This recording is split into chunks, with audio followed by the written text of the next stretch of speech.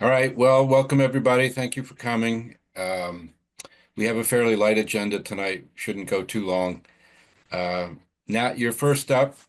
Uh, we got a notice from Franklin Regional Council of Governments about a building permit application where Nat and Joyce are planning to put in geothermal. It was a little difficult for me to tell from the plans that were there exactly what all's involved and what it's going to look like. But it seemed like it was potentially something that could be dealt with as a minor activity that didn't require any filing at all. And it was only a short time before our meeting, so I suggested to Joyce that either she or Nat come to the meeting and just explain what's involved with Sure. putting in geothermal, and then we can give them a more definitive answer. If it's helpful, Nat, I do have the site plan that was in the the application. Mhm. You're welcome to share your screen if you would like to control it, or if you want, I can put it up and you can describe what's going on. If you want to go right ahead, and in the meantime, I'll let you know we have a couple of small air source heat pumps, which have a coefficient of performance around 4 or 5 above freezing, which means they're 4 or 5 times more efficient than baseboard. But at the temperatures we've been experiencing now, their coefficient of performance is 1, meaning that it might as well be resist electric baseboard. Um, we want to put a geothermal system with a single vertical well, fairly deep, in in very close to where, uh, close to the house, but sort of in the same area where there's an abandoned water well, right? So the red is where the new well would go in. The blue is where the old water well was. We haven't been using that. We've been using the town water supply since we moved in 94. I'm not sure when it was installed. But this will allow us to have a coefficient of performance of about 4.5 at the temperatures we're experiencing now, which will reduce our electric bill for heating by 4.5, which would be very welcome at this time of year. And it's part of our efforts just to reduce our carbon footprint. Can you describe, Nat, what it will look like? Are there going to be, is Oh, it, there's a it, drilling it rig that's going won't to come in?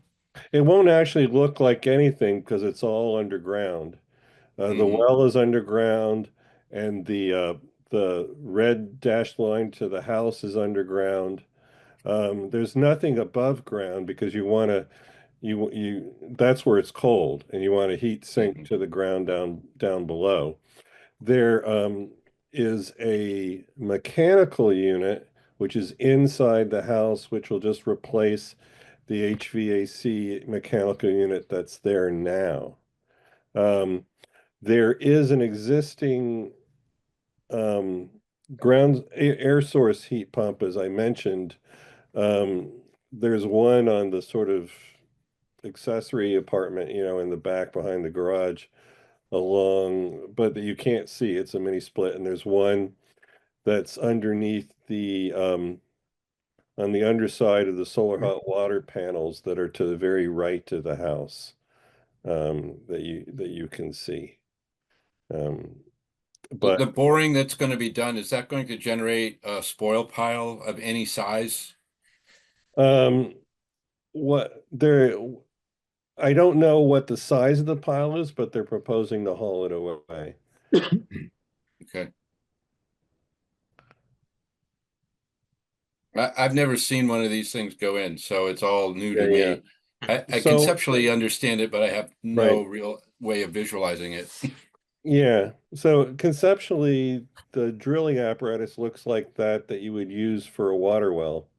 It's just a deep vertical well. But instead of just pumping water out of it, they run a U-shaped tube down the length of it so water can go in and out and heat exchange with the ground. And so instead of heat exchanging with the air, you exchange with the ground, and that means you're heat exchanging with something that's at 50 degrees Fahrenheit instead of whatever the outside air temperature is. Mhm. Um, and when it's you doing heating, then you are well, it works a bit like any air conditioner or air conditioner in reverse. You know, a heat pump can do heating and cooling. When it's cooling, it's working like an air conditioner, but instead of exchanging the heat that's dumped out the outside of the house of the coils, it's dumped into the ground at 50 degrees and transferred to the rocks deep underneath. And when it's doing heating, it's actually using electricity to extract heat from the ground and heat the house at a temperature above 50 degrees. And how deep does it go underground? Um, I forget. It might be something on the order of 100 feet. Hmm. It's going down to it has to so it's the idea is you want to get heat exchange with water and rock Hmm. um, and that conduct well. Sometimes you have horizontal geothermals where they run a lot of tubes horizontally across the land about 6 feet deep. But those can be problematic. It's harder to guarantee you're going to get heat exchange, especially if you have clay soil. And but whereas this one, it's highly efficient. Will So it be, there'll be a pump inside the house that will, circulate the water down Mhm. and then back up this U-shaped tube, and then there's a compressor inside the house in the mechanical room. So you won't even know it's there from the outside. and that is it just the one bore? That's right. I've seen these that have three or four, and they go Yeah, as right. deep Well, as this 800 one, feet. this they came out and they sized what size, what do we need in terms of tons of cooling or heating Mhm. power, Yep. and they know something of the geology here, and they know like how deep it would need to be to have enough heat exchange there. If it was too shallow a well, you'd risk raising the temperature significantly above 50 degrees, and that's not what you want, right? Right. So you need enough of a vertical distance that the heat can be very uniformly distributed if you're dumping it into the ground, and that Mhm. there's a large surface area to extract heat from in the winter. So it works the same way as the air source, except the air source has heat exchange with the ground and it needs the compressor above ground because it has to be in contact with the air. This can all be entirely underground and is better that way. So even the this line from the header board to the inside will be below the frost line, to permanently be warm. Um, Anyway, I don't have many more details than that. I haven't gotten the spec. I think it's effectively what they call a 4-ton unit um, in terms of capacity, and they size that for the house. And they size the number of bores they need as well. It's made by Dandelion Energy, which is a company in Massachusetts, manufactured there in like Maynard, and is designed for Northeast systems. There are other questions? Nope. No. No. I'm just curious, how far is this from Westbrook? It's the closest approach is the one that is down to the lower right of your image, and that's about what do we say, 75 feet horizontally, and then another 25 feet vertically. Okay. Um, Yeah, I was going to say about 80 or 85 feet, but yeah, Right, so right. within 100 feet. Yeah. Um, If so the if the yeah, go ahead. if the straight line distance, if Pythagorean distance matters, it's more than 100. But if it's just the horizontal, it's It's less. horizontal. Yeah. Um, so we've dealt with things before that could fall under this category of minor activities Mhm. that, work within the riverfront area or the buffer zone could be considered a minor activity. And one of the categories of minor activities is conversion of lawn to other uses, and they include decks, patios, swimming pools. And we actually adopted a policy that also includes residential solar arrays. So I guess the question for the commission is this activity a comparable amount of disturbance that we would, say, yeah, we should consider this a minor activity and therefore no filing would be required? It seems equivalent to me. Yeah, I'm Yeah. comfortable with that. Yeah. I agree. I agree. If they said they were gonna hollow any spoils off too, that makes sense too, so. Okay. All right, so this is an informal opinion. All five of us think that this is a minor activity. So I would say, yeah, you're free to go forward. I will sign off on the building permit application and then you can go about your business. All right. Well, thank you very much. Yeah, well, thanks for coming in and describing it to us. It Well, makes the you're decision a little welcome to easier. you're welcome and come and see what you can see once it's installed, which will just be the HVAC unit inside. But yeah, Right, I'd right. I'd like to hear how it works out. right, Yeah. yeah. Yeah. Well, should save us about 5 times the electricity we're using now in the winter. So I'm for that.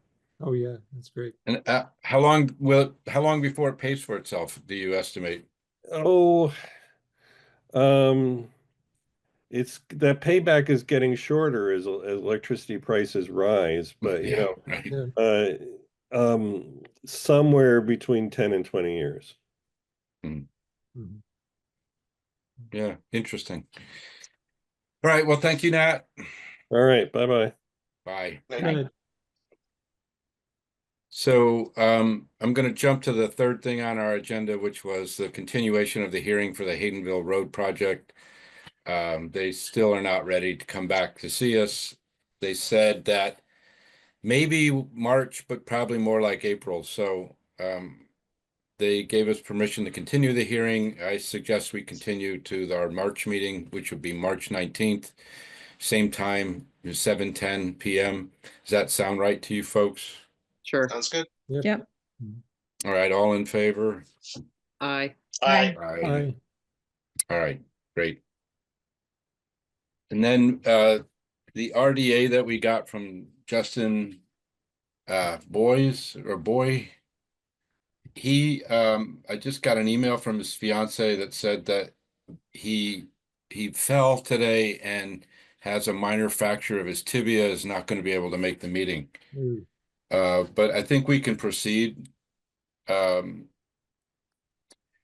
the We were all there, we all saw it, but except George. So I described it a little bit to George when I ran into him at the post office as he was heading to the site visit.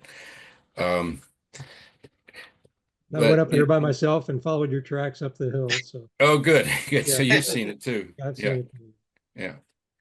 So the request was, the request is essentially a question: do I need a permit or not? And this is the entrance of the driveway is within 100 feet of the little brook that's on the other side of the road. So it's potentially within our jurisdiction. And then the question is, but would it have an impact?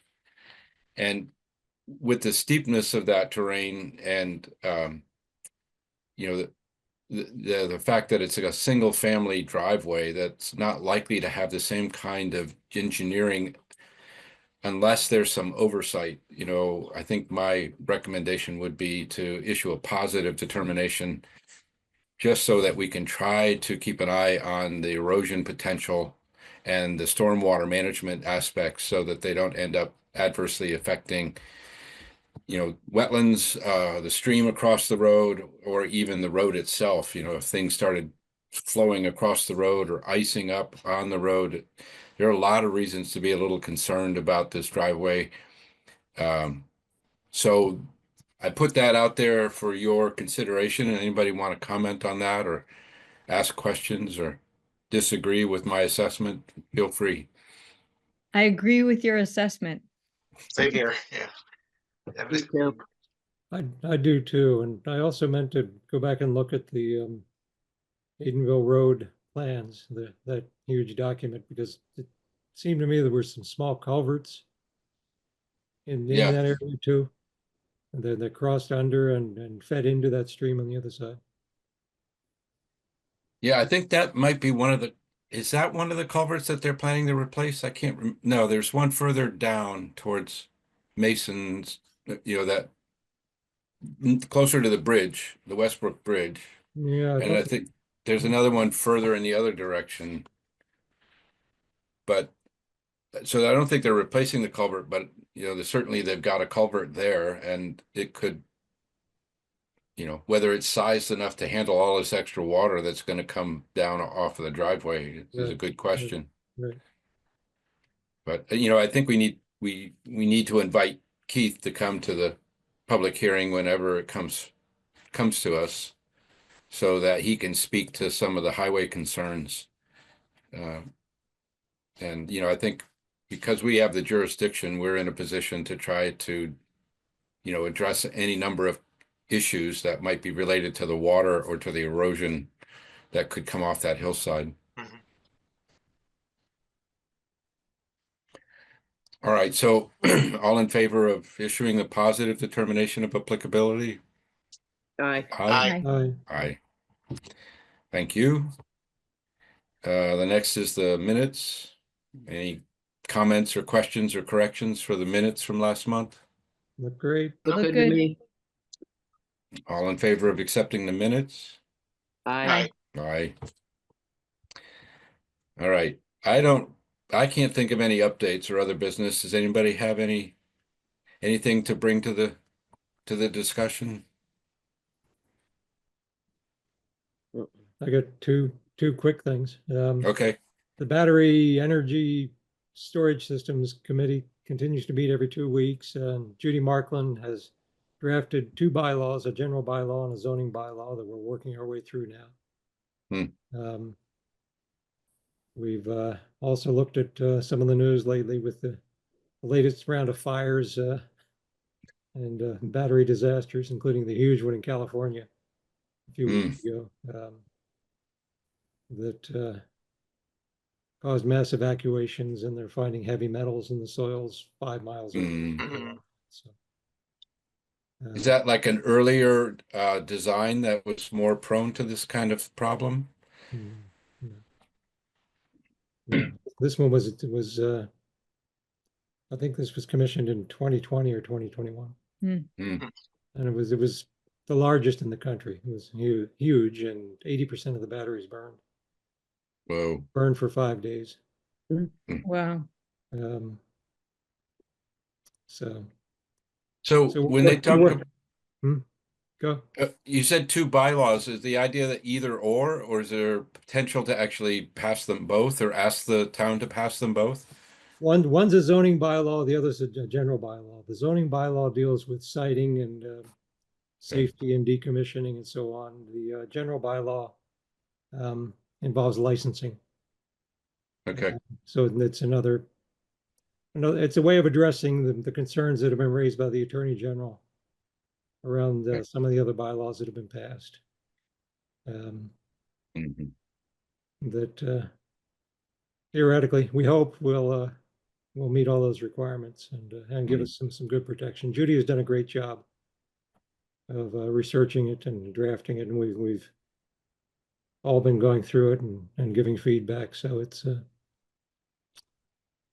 we'll see.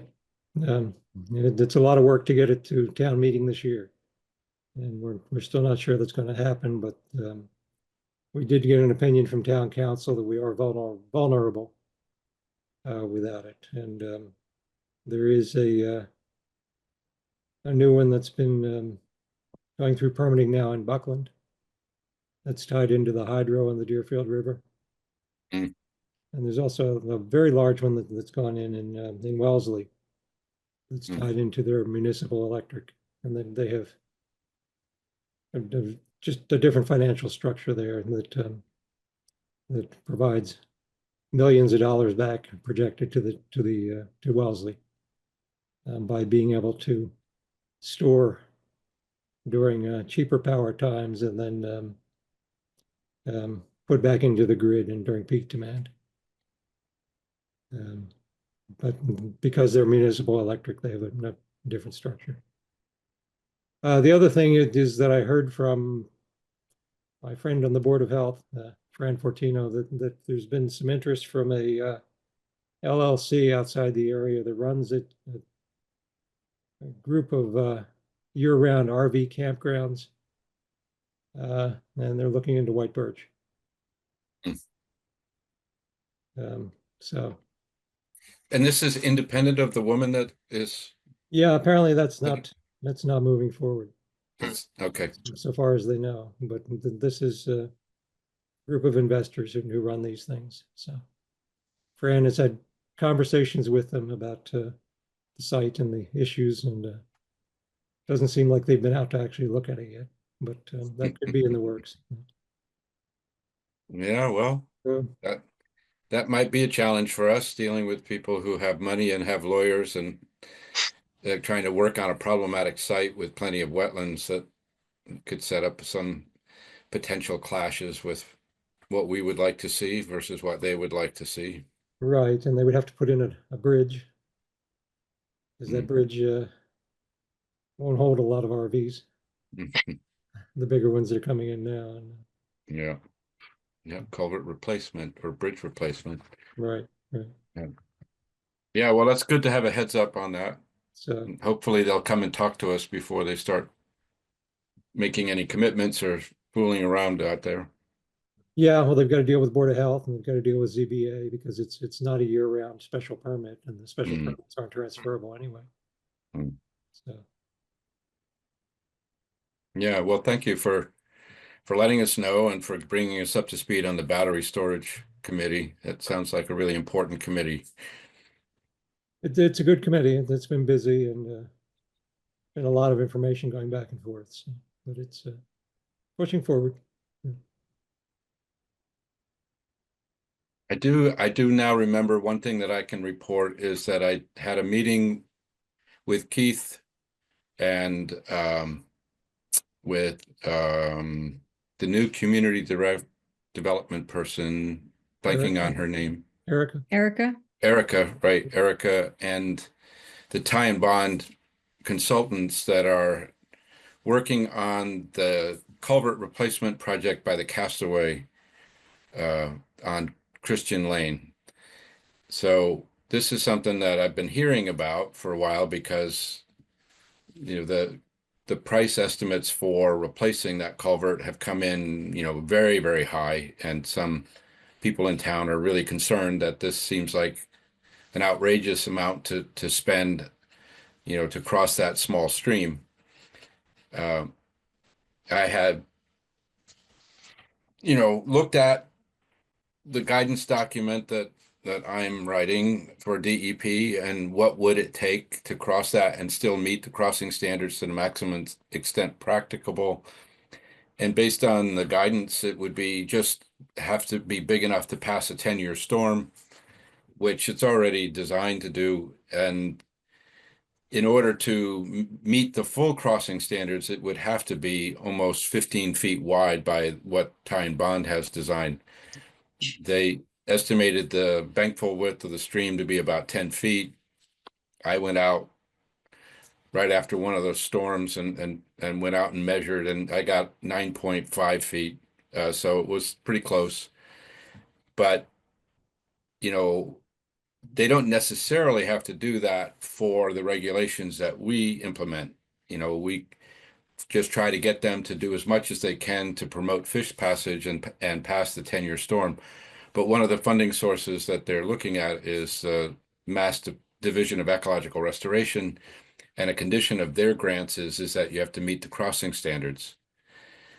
So the big complication for them, besides the size, is that when they did borings, there's no bottom underneath this culvert. So it's a masonry culvert that's sort of sealed at the ends with when they expanded the road, so it doesn't look like it's masonry, but it's essentially it's got voids that keep creating sinkholes above it. And then in order to try to put in like a bridge or an open bottom arch, you need footings, but I think they went down 30 feet or more and got nothing solid down there. And it's estimated that it could be 100 feet or more down before you would hit anything firm. And that some of the material they had was not very firm at all, and that just the weight of a hammer would get it to sink through the substrate. So one option for that is some kind of a bottom, a culvert with a bottom, so a four-sided box or a pipe arch, which doesn't need to have footings, but can sort of sit on that substrate and have pressure from all sides to hold it in place. But there's concerns about whether Mass DOT would accept something like that. And so if the span of this crossing goes over 10 feet, then they have to go through DOT review for Chapter 85 review. So there's been a lot of discussion about, how big should it be? What should it be made out of? And what kind of a structure should it be? So we just had an initial meeting to bring me into the discussion so that I could more directly speak to the regulatory issues and to the things that I know a little bit about, in terms of culverts and culvert replacement. So they're going to have a meeting with DER, the Division of Ecological Restoration, to see whether there's any flexibility in meeting the standards.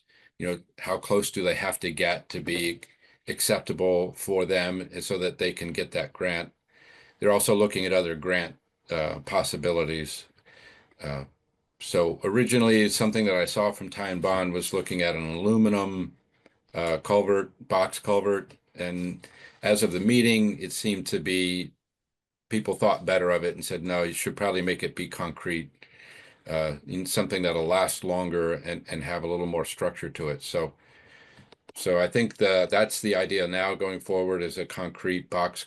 And then how big is it is still up for discussion. And whether DOT is going to require something different, something that has a little more geotechnical support, I guess.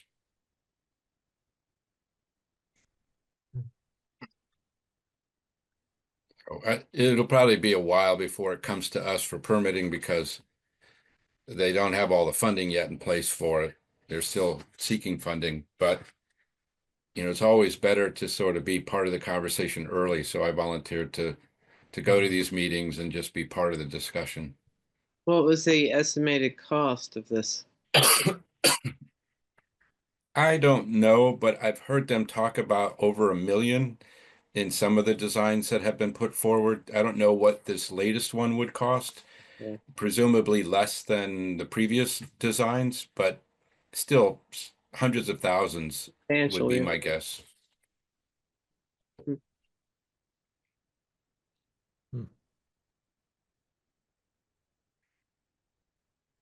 Anything else? Anybody have any other news or updates? Does anyone know if the town has started a search to replace Keith? The article you had forwarded to us, Monty, sounded like they were in the early stages of doing a search, right? I don't remember. Yeah, I think at least they talked as if they were going to start soon. Yeah, because he's done in May, I believe, right? I don't June. know. I just heard about it. So yeah, is it May that he's going to hang up his spurs? I think That's what he June. said. June, yeah. June, at the end of the fiscal year, maybe? Yeah. Yeah. Well, that'll be interesting. We'll have to break somebody else in when they get here. I mean, it's been a good working with Keith lately. We started out, it wasn't always a constructive relationship, but eventually it's come to be one where there's a good communication back and forth, and Yeah, and that's not always the case in towns, you know. There's often friction between the DPW and the Conservation Commission. Mhm. So depending on who comes in, you know, it'll be interesting to see what kind of attitude they have towards working with the commission. Yep. All right, I think we're finished for this month. Thank you for coming in, and you know, we'll see you on the 19th of March. If anything happens between now and then, I'll let you know. Yeah, I wouldn't be surprised as we get closer to springtime, there'll be more filings and more site visits that'll have to be scheduled, but we'll see. So good to Okay. see you all. All right. All right, Will you thank leaving an you. RDA for signature, Scott? Oh yeah, I will probably drop it tomorrow morning when I leave to go into work. So probably I would say it'll be there by 9 at the latest. If you can get a chance to sign that, that would be great. Okay. Thank you. All right, All right. All have right, a Good good night. night. Okay. Good night. Night. Thank you.